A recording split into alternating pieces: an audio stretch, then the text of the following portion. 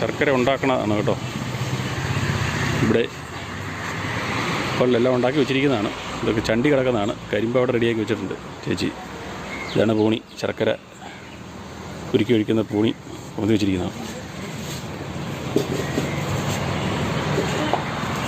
ശർക്കര ചാറ് ഊറ്റുന്ന മെഷീനാണിത്.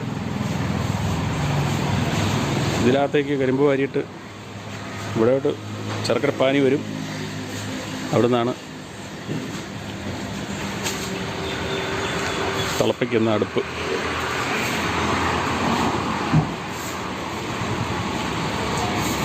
ഇത് വെമ്പള്ളിയിലാണ് കേട്ടോ. വെമ്പള്ളി നോർത്തിലാണ്. ഇത് കുറേ വർഷങ്ങളായിട്ട് ചേച്ചി ഇവിടെ ഉള്ളതാണ്. ഇവർ സ്വന്തമായിട്ട് കരിമ്പ് കൃഷി ചെയ്തിട്ടാണ് സംഭവം ചെയ്യുന്നത്.